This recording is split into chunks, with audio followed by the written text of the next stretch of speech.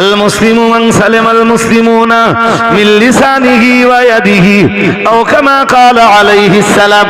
আল্লাহ পাকের রাসূল জানিয়েছেন মুসলিম তো সেই মানুষটাই মান সালামাল মুসলিমুনা মিন লিসানিহি ওয়া ইয়াদিহি আও কামা ক্বালা আলাইহিস সালাম, যার জবান আর হাত থেকে অন্যরা নিরাপদে থাকতে পেরেছেন।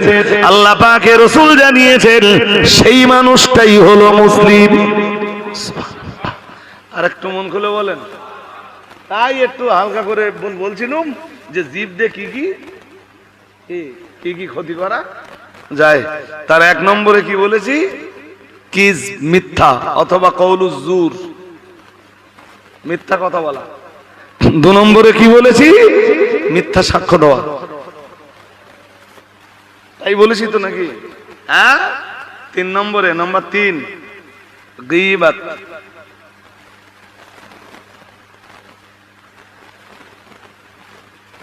চগল কোন না, গীবাতটা কি একটু বলে বোঝান দিন দেখি আপনারা। আমার পিছনে বললি গীবত হবে, সামনে বললি হবে না। বুঝতে পারেননি ভাই সাহেব কি বলেছেন যে গীবত কি? হ্যাঁ,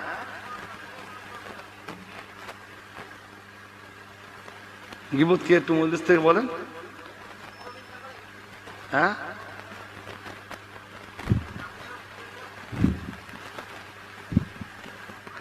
হাদিসে এসে রাসূলুল্লাহ একদিন জিজ্ঞেস করলেন, বললেন আতাদরুনা মাল গীবা, ও সাহাবীরা তোমরা জানো গীবত কি? সাহাবীরা বললেন কালু আল্লাহু ওয়া রাসূলুহু আলাম। হুজুর আমরা কেমনে জানবো, আপনি বলুন। আল্লাহ এবং তার রাসূল ভালো জানেন। রাসূল তখন বললেন কাল যিকরুকা আখাকা বিমা ইয়াকরাহ। রাসূল বললেন তোমার ভাইয়ের নামে এমন কথা বলা যে কথাটা সে অপছন্দ করে।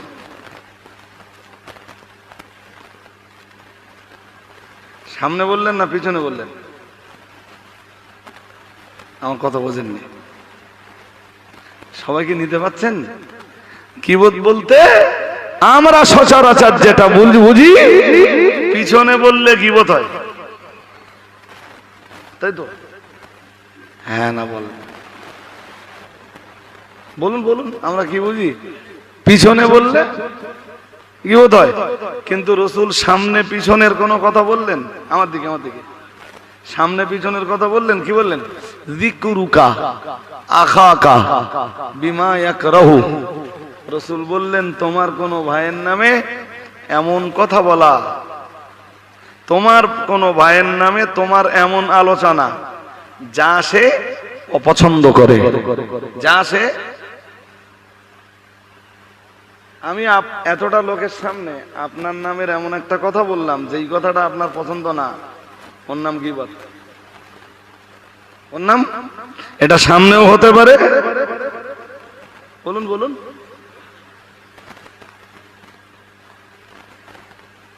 এসব খবর কত মৌলবীতেও রাখে না যে গীবতটা কি। আরে বাবা, গীবতের ডেফিনেশন যদি রাসূলের কাছে পাই তা আর কারোর কাছ থেকে তো নেওয়ার দরকার নেই। হ্যাঁ না বলে না। গীবতের ডেফিনেশন যখন, সংজ্ঞা যখন রাসূলের কাছে পাবো তা নেওয়ার জন্য তো আমি অন্য জায়গায় যাব না।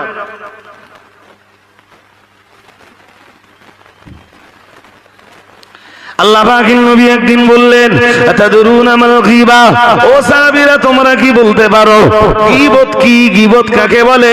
প্রিয় নবী মুহাম্মদুর রাসূলুল্লাহ সাল্লাল্লাহু আলাইহি ওয়াসাল্লাম সাহাবীরা বললেন ক্বালু আল্লাহু ওয়া রাসূলুহু আলাম।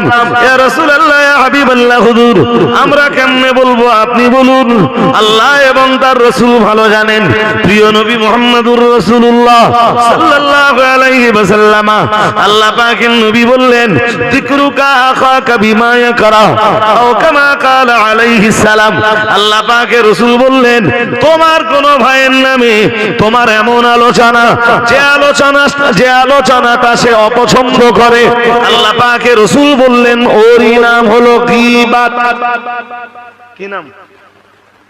আরে জোর বলেন, কি নাম? জি, রাসূল সাহাবী বললেন, হুজুর হুজুর আমি যে কথাটা বলছি দোষটা যদি তার ভিতরে থাকে, তার সামনে আমি যে কথাটা বলছি হুজুর দোষটা যদি তার ভিতরে থাকে, রাসূল বললেন তবুও ফাকাদ ইগতাবতাহু, তবুও তুমি তার নামে গীবত করলে, তবুও তুমি তার নামে। হুজুর আমি আমার ভাইয়ের নামে যা বলছি, আমার সেই ভাইয়ের ভিতরে যদি সেই দোষটা থাকে তবুও গীবত। রাসূল বললেন হ্যাঁ গীবত, ফাকাদ ইগতাবতাহু, তবুও তুমি তার নামে গীবত করলে। শুনছেন হজ নাকি? হ্যাঁ না কিছু বলেন, শুনছেন? হ্যাঁ। রাসূল পরে আবার বললেন না তুমি তোমার ভাইয়ের নামে যা বলছো সেটা যদি তোমার সেই ভাইয়ের ভিতরে না থাকে, রাসূল বললেন ফাকাদ বাহাত্তাহু, তখন তো তুমি তোমার ভাইয়ের নামে অপবাদ দিলে।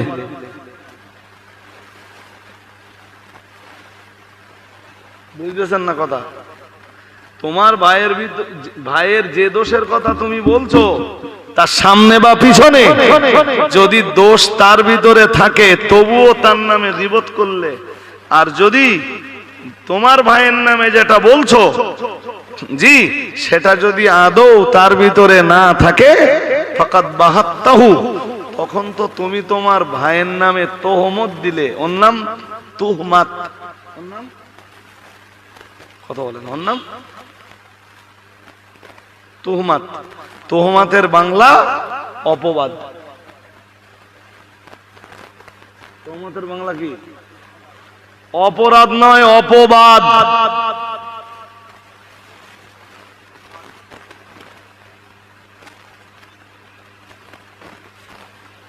ওই যে একটু আগে বলছিলাম না, দেশ জুড়ে এক সময় উঠে গেল।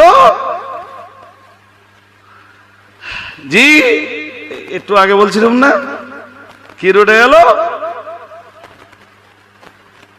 কাইম সাহেবরা মার্ডার করতে গেছে।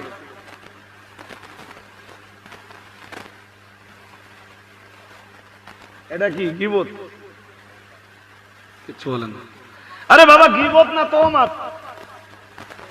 হ্যাঁ, এই জীব যদি সামলাতে হয়, এক নম্বরে বলেছি ও বাবাজিরা ভাইরা, কি কিংবা কওলু জুর, যেটা মিথ্যা কথা, মানে মিথ্যা কথা যেটা, ওই মিথ্যা থেকে নিজের জীবটাকে গুটিয়ে রাখা লাগবে। ও বাবাজিরা ভাইরা, দুই নম্বরে বলেছি শাহাদাতু জুর, যার বাংলা মানে হলো মিথ্যা সাক্ষ্য প্রদান করা। তিন নম্বরে বলছি গীবত থেকে নিজের জীবটাকে রক্ষা করা। তিন নম্বরে কি? কথা বলো না কেন? তিন নম্বরে কি? গীবত থেকে নিজের জীবটাকে কি করা? হ্যাঁ, চার দোকানে বসলে গীবত টিবত হয় না। আসরের নামাজের আগে যে বইয়েছে এই গরমে, আর সেই রাত 11টার সময় বাড়ি যাচ্ছে। 11টা তো আমি কম বলে ফেলেছি।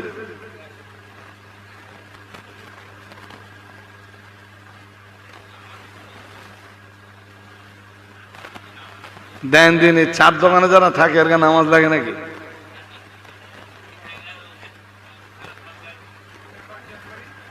কে দান দান দান শেষ হয়নি, শেষ হলি আর প্রশ্ন থাকবে না। আরে বাবা শেষ হলি তো আর প্রশ্ন থাকবে না, আমার শেষ করতে দেন। প্রথমটা কি বলুন তো? মিথ্যা কথা। দ্বিতীয়টা কি বলুন তো? মিথ্যা সাক্ষ্য। তৃতীয়টা কি? গীবত। তিন নম্বরটা, এই 3 নম্বর পর্যন্ত মনে রাখুন। এখন 3 নম্বরটা কি? গীবত। 4-এ আমি পরে যাচ্ছি। এবারে কিছু ক্ষেত্র আছে ভাই, গীবত না করলে দিন বাঁচবে না। কিছু ক্ষেত্র আছে গীবত না করলে আদালত প্রতিষ্ঠিত হবে না, মানে ন্যায় বিচার পাবে না। কথা শুনছেন নাকি? হ্যাঁ হ্যাঁ, ধরুন এই যে সামনে দুটো লোক বসে আছে, এনারা দুজন ভাই ভাই ভাই ভাই ধরে নেন। এখন সকালবেলা উঠে একটা জমি জায়গার একটা ভাগ বাটরা আছে, বছরের পর বছর দু ভাই বসবাস করে আসতেছে। হঠাৎ হঠাৎ এ লোক ঘর করতে যে এ লোকের দেখি 3 হাত চেপে গেছে, 3 হাত। এ লোক এসে প্রতিবাদ করেছে, প্রতিবাদ করতেই দু ভাই মারপিটটা মারাত্মক জায়গায়। এ লোকের জমি এ লোক জোর করে লেচ্ছে, মনে কিছু নেন না তো, নেন না। এ লোক জোর করে নিচ্ছে লোকের জমি, ফের যার জমি জোর করে লেচ্ছে সে আবার মার খাচ্ছে। মায়ের মানে কি সাংঘাতিক মার। ন্যায় বিচার পেতে গেলে সে আদালতেই যাক, নেতা লিডারদের কাছে যাক, গ্রাম্য বিচারপতিদের কাছে যাক, যেখানেই যাক, কি ঘটেছে এ লোক কি করেছে তার বিচারপতিদের কাছে বলা লাগবে তো। হ্যাঁ না বলা কি বোধ হয়ে যাচ্ছে না? আমার কথা বুঝতে পারেননি? গিবত হচ্ছে তাতে, তবুও কেন বলতে হবে? না বললে আদালত প্রতিষ্ঠিত হবে না, না বললে। এই জন্য মুফাসসিরিন হযরতরা ইয়া আইয়ুহাল্লাযীনা আমানু জতানিবু কাসীরাম মিনাজ-যন্নি ইন্না বা'দাজ-যন্নি ইসমুন ওয়া লা তাজাসসু ওয়া লা ইয়াগতাব বা'দুকুম বা'দা। এই যে আয়াতে কারীমার সূরা হুজুরাতের এই যে অংশটা রয়েছে, মহান আল্লাহ জানিয়েছেন তোমরা একজন অন্যজনের নামে গীবত করবা না। এই আয়াতের তাফসিরে মুফাসসিরিন হযরতরা লিখেছেন এমন কিছু ক্ষেত্র রয়েছে যে ক্ষেত্রগুলোতে গীবত করা জায়েজ। গীবত করা কোন মৌলবীর বক্তব্যে যদি জনগণের আকীদা নষ্ট হয়, শুনতেছেন নাকি? কোন মৌলবী যদি এমন কথা বলে বেড়ায়, রসুলের হাদিস নামে যদি কোন মৌলবী কোন কথা প্রচার করে আর আসলে যদি সেটা হাদিস না হয়, তাহলে জাতিকে বিভ্রান্তির বেড়াজাল থেকে বাঁচানোর জন্য ওই মৌলবীর নামে গীবত করা যায়। আমার কথা বুঝেননি? বুঝতে কি অসুবিধা হচ্ছে? সে মৌলবীর দ্বারা কি হচ্ছে? মৌলবীর দ্বারা সমাজ নষ্ট হচ্ছে না, সমাজের মানুষের আকীদা নষ্ট হচ্ছে, জি বিশ্বাস নষ্ট হচ্ছে। সমাজের মানুষ বানোয়াট গল্পকে রাসূলের হাদিস বলে বিশ্বাস করছে। তাহলে এই বিশ্বাসের বিভ্রান্তি থেকে যদি জনগণকে বাঁচাতেই হয়, তাহলে ওই মৌলবীর নামে গীবত করা জায়েজ। শুধু না করলে সওয়াব হবে, না করলে গুনাহ হবে। এখন ওই মৌলবীর নামে এখন গীবত না করলে কি হবে?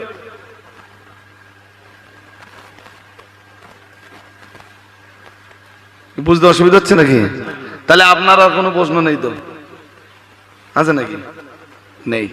যাক, তাহলে 1 মিথ্যা কথা, 2 মিথ্যা সাক্ষ্য, 3 গীবত, সেও তো এখানকার গোনা।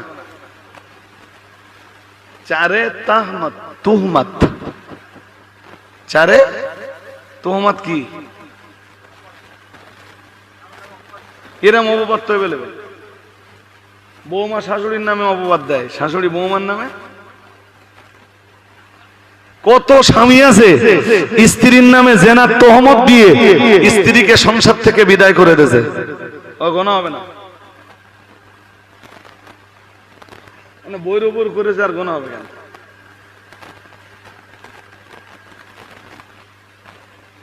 কি ওয়াজ করি ভাই, পড়া হয়ে যাচ্ছে 10:50। এবার হুজুরের নিয়ে আসেন। জি 4 কি তুহমাত, 4 কি 5 নামিমাত। এই যে 5 কি নামিমাত, এই আর এক গোনা।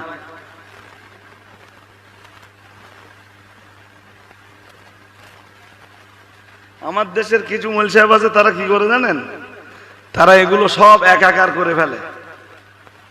গীবত, তুহমাত, নামিমাত সব একাকার করে ফেলে, মনে করো সব একই। সব নামিমাতটা কি? নামিমাত হলো আমার কাছে কিছু আপনি শুনলেন, এই লোকের বলে দিলেন, আবার ও লোক যেটা বললো ওইটা আমার কাছে এসে বলে দিলেন। কথা বোঝেননি? এর মাঝখানে কিছু কথা ঘাটা বাড়া করে এমন ভাবে মানে লাগিয়ে দিলেন যে দুজনের ভিতরে এবার খেলা শুরু হয়ে গেল। এর নাম কি? নামিমাত। এর নাম কি? নামিমাত বলো, কঠিন গোনা বলো। নামিমাত ওই যে রাসূলুল্লাহ নামিমাত, এর নাম নামিমাত, যেটারে আপনারা বলেন চগলখড়ি। কি বলেন?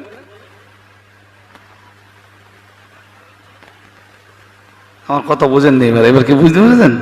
এর নাম কি? নামিমাত। এ লোকের কাছ থেকে শুনলেন, এ লোকের যে বললেন, এ লোকের কাছ থেকে শুনলেন, আবার এ লোকের বলে এলেন। এর নাম কি? শুনছেন নাকি?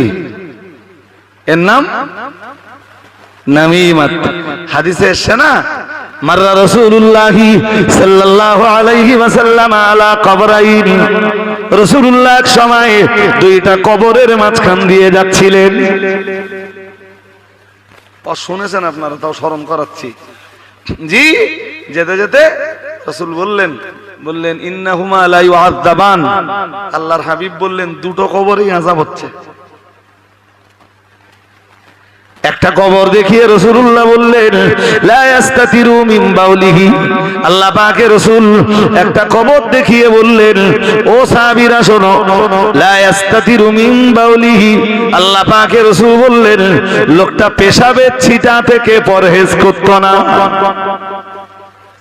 কি থেকে? কি থেকে? এই এখন কত লোকের গায়ে লেগে যাচ্ছে, লাগতেছে না? কত লোকের গায়ে লেগে যাচ্ছে পেশাবের ছিটা। ডন কেয়ার, ডন কেয়ার। লা ইস্তাতিরু মিন বাউলিহি, প্রিয় নবী মুহাম্মদুর রাসূলুল্লাহ সাল্লাল্লাহু আলাইহি ওয়াসাল্লাম আরেকটা কবর দেখিয়ে বললেন ফাকানা ইয়ামশি বিন নামিমাত, রাসূলুল্লাহ বললেন আরেকটা কবর দেখিয়ে বললেন এই লোকটার জীবনে ছিল, এই লোকটার জীবনে ছিল নামিমাতের গোনা। কিসের গোনা? চুগলির গোনা। কিসের গোনা বলেন? চুগলির গোনা। জি, লোকটা চুগলি করে মানুষের ভিতরে দ্বন্দ্বের সৃষ্টি করে দিত। এই কারণে এই কবরটা আযাব হচ্ছে। এবার বলেন দিন জীবের কি কি পাপ বলেছি?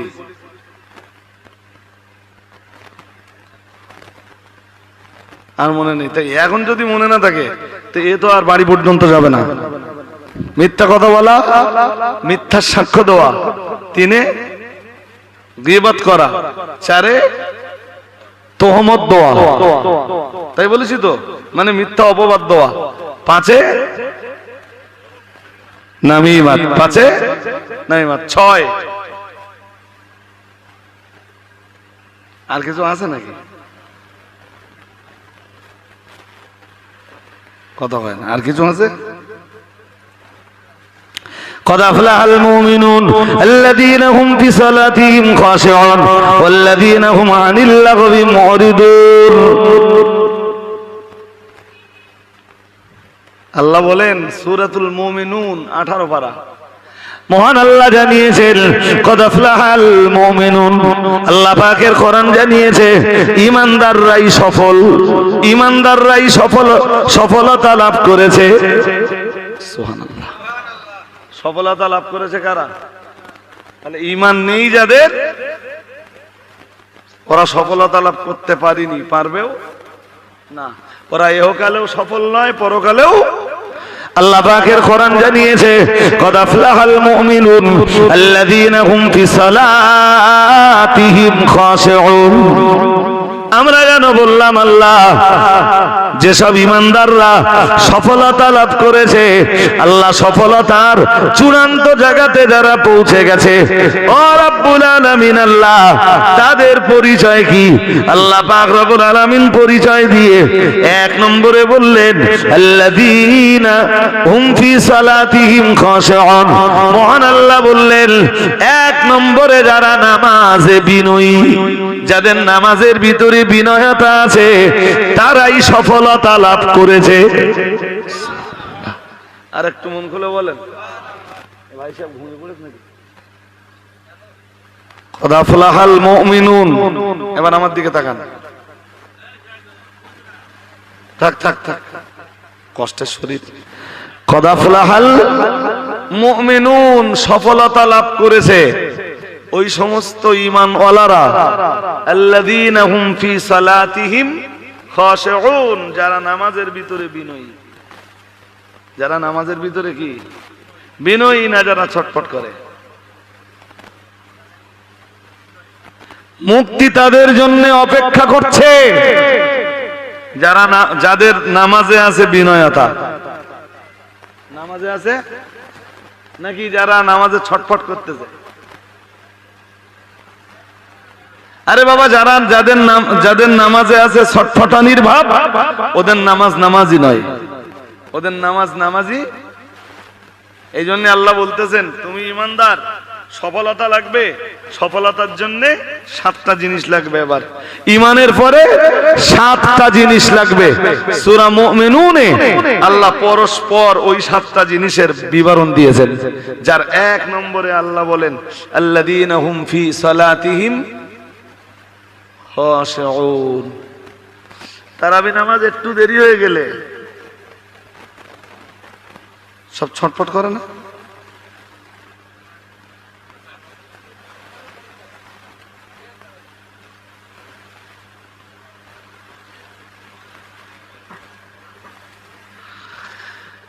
নামাজ আল্লাহর দরবারে মঞ্জুর না হবার পিছনে এটাও একটা কারণ, এই নামাজের ছটফটানি এবং বিনয়তা না থাকা।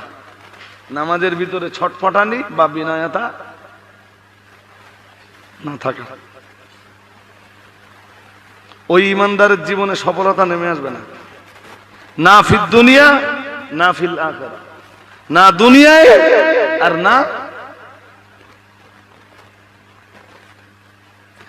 আমরা যেন বললাম আল্লাহ সফলতার হকদার হতে গেলে, ও রব্বুল আলামিন সফল কাম হতে গেলে আর কি লাগবে আল্লাহ?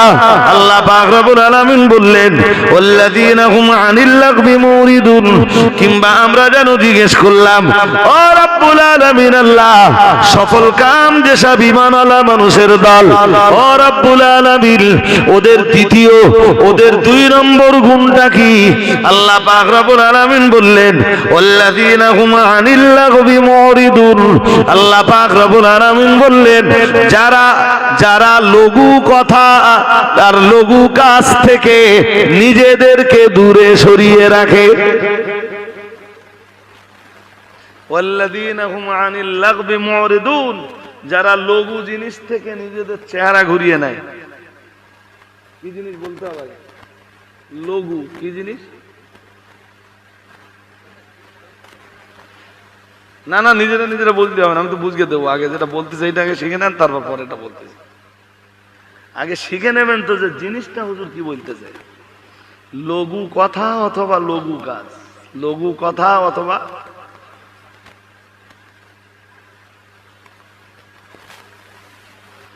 লঘু কথা বা লঘু কাজ কি? এবার এইটা বুঝে নেন। লঘু কথা অথবা লঘু কাজ হলো যে কাজে এহকালে লাভ নেই, পরকালে উপকার নেই। যে কাজে আর যে কথায় এহকালে বলুন লাভ নেই, পরকালেও উপকার নেই। আমরা সারাদিন এরম কোনো কথা বলি না তো, যেই কথায় এহকালেও লাভ নেই, পরকালেও উপকার নেই। কথা বুঝতেছেন না আমার? ভাই সাহেব কথা কি বুঝতেছেন নাকি? সারাদিনে এমন কোন কথা কি আমরা বলি যেই কাজে দুনিয়ায় উপকার নেই আখেরাতেও?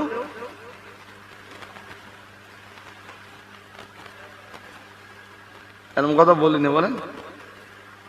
সারাদিন পড়ি যে বগর বগর বগর বগর বগর বগর করে যাচ্ছে, ওর ইহকালে লাভ কি আর পরকালের উপকার কি? ওটা তো শিক্ষা,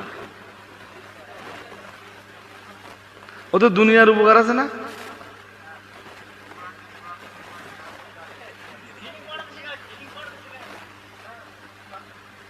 ওতে কিছু না হলেও আপনি পড়াটা তো শিখেছেন, বুঝতে পারেননি তো? ওর ভিতরে তো কিছু উপকার আছে। আচ্ছা বলেন, এই চার দোকানে বসে যে কটা সারাদিন বগর বগর বগর বগর করতেছে, এর কি উপকার আছে? হ্যাঁ, এহকালের লাভ আছে? হ্যাঁ না, জোর করে বলো। নেই, পরকালের লাভ আছে। লঘু কথাবার্তা। আল্লাহ বলেন ইমানদাররা লঘু কথাবার্তা আর লঘু কাজ থেকে নিজেদেরকে কি রাখবে? দূরে রাখবে। এই জন্য 6 নম্বরে লঘু কথাবার্তা থেকে নিজেকে দূরে সরিয়ে রাখো। যে আমি ফাও বগর বগর করতি,